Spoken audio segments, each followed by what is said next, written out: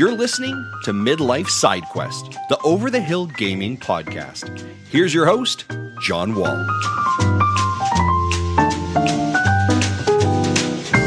Welcome to Midlife Side Quest, the Over the Hill Gaming Podcast. Each week, I, John Wall, will bring you the latest gaming impressions, news, and industry happenings delivered to you in under 15 minutes to fit your busy life. On today's episode, we're going to be talking about Antstream Arcade. And if you haven't yet subscribed to the show, please take a second to do so. And I would also love to hear your feedback, which you can do by leaving a review wherever you're listening to today's episode. And you can also find the show and join in on the conversation by finding us on Twitter, Threads, or Facebook by searching for Midlife Side Quest. Every week I start off the show with some positive vibes, a special shout out to somebody in an attempt to make the gaming space a little bit more welcoming and to spread some joy. And this week's positive vibes go out to Jordan Miner.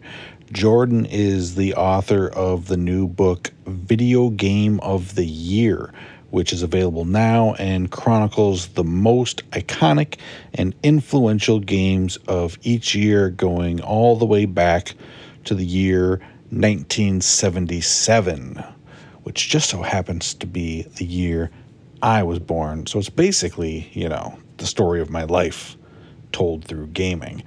In addition to essays for each of these years, it includes contributions from guests like Austin Walker, Jeff Grubb, Khalif Adams, and more, with their picks for the best games of certain years.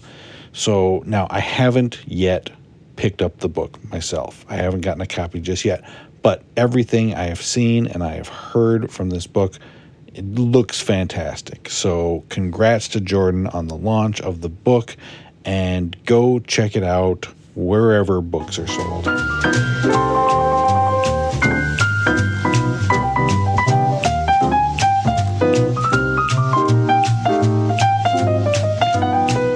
It is summer, and summer in my neighborhood is garage sale season.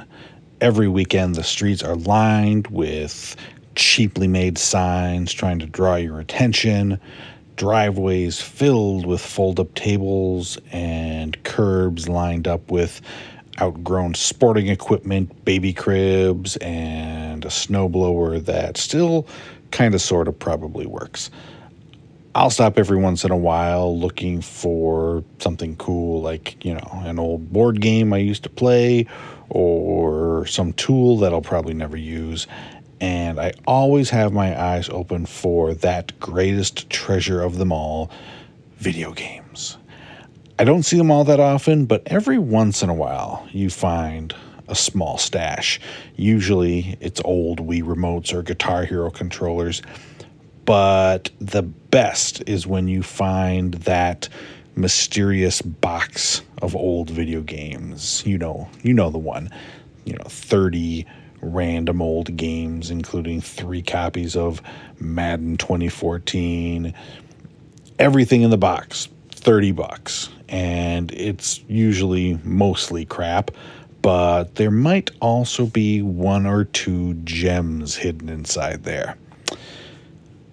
Antstream Arcade, which launches this week on Xbox, is the digital streaming service version of that old box of games from the yard sale. Now, granted, this is a really big box, with there being over 1,300 retro titles to choose from, but your success rate of games that you're actually going to want to play is probably about the same as that damp box that you bought from your weird neighbor down the street. You've got 2 options when you download the app. You can get a year's subscription for $30 or a lifetime pass for $70. It's not a bad price for such a large amount of games, but your mileage is definitely going to vary depending on your appreciation of older and oftentimes forgotten retro games. The front page shows you a couple of different things. They've got the top 10 trending games, what's most popular at the moment, as well as a selection of high score tournaments that are going on. And underneath that, you'll see a selection of categories showing you certain titles under arcade action or racing games or, so on and so forth. Right off the bat, I saw some really cool games that I was excited to check out. They've got the original Mortal Kombat, Double Dragon, Ninja Gaiden, Metal Slug, Fatal Fury. There's some good stuff in here. I played some Pac-Man, some Space Invaders, Elevator Action, some great old retro games. They even have the NES version of Maniac Mansion, which is awesome. And having all of these classics instantly available to jump in and out of is super cool. But there's also a whole lot of other stuff. And I don't want to prejudge all these games that I've never heard of, Maybe Squirrel King is amazing. Maybe Little Puff in Dragonland is one of the best games ever made for the ZX Spectrum. Who knows? But chances are that a lot of these games are just filler, which is to be expected when you have this many games in the collection. There are games from the Commodore 64 and Atari, and there's arcade games, Amiga, Genesis, NES, Game Boy, Lynx. There's even like one or two PlayStation games. My problem with this service isn't that there aren't enough games on it that I want to play. It's that they don't make it very easy to find them. You've got that top trending bar and, a row for certain genres that have about, 10 or 15 games each listed, and then a search bar. And that's pretty much all you have to go off of. I can't just look at a selection of, like every platform on there and check boxes for, show me all the Atari 2600 games or every Super Nintendo game. And it would be nice if I could just look at all games from a certain year. If it's not displayed on that front page and you don't know that it's on the service, there's a good chance that you just won't find it. And yes, I could go into that search bar and I could search SNES, and that's going to show me all the SNES games. But the problem is, if you don't know that a certain platform is on there, you don't know to search for it. Or, I tried searching for Commodore and nothing came up because it's all under C64. So they could really make that a lot easier to find the games on there. For instance, I know that Indiana Jones' Greatest Adventure for the Super Nintendo is on there because I saw a screenshot of it in the press release. So I was just able to search for it. But otherwise, a high-profile game like that would just go unnoticed. I wouldn't have any idea it's there.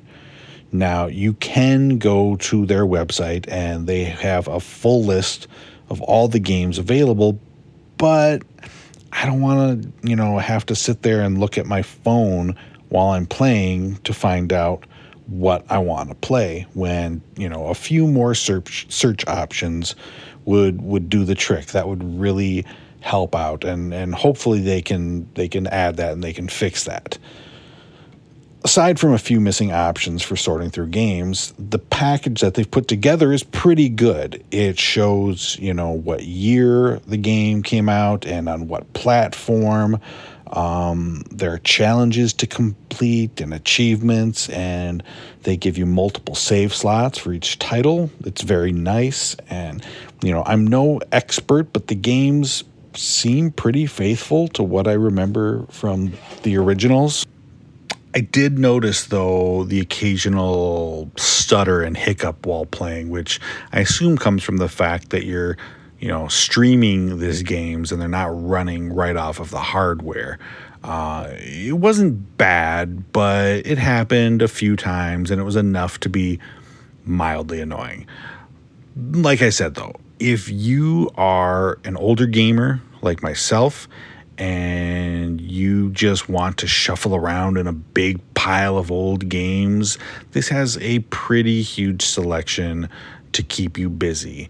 It has all of the Super Star Wars games on there, Atari classics like Adventure, Air Sea Battle, and Centipede, and arcade games like Rampage, R-Type, Samurai Showdown. There's a lot on there, especially if you love the old stuff. And you're going to be hard pressed to find a bigger selection of games for your money. So you just have to be willing to dig around for a while in that pile in order to find the real gems.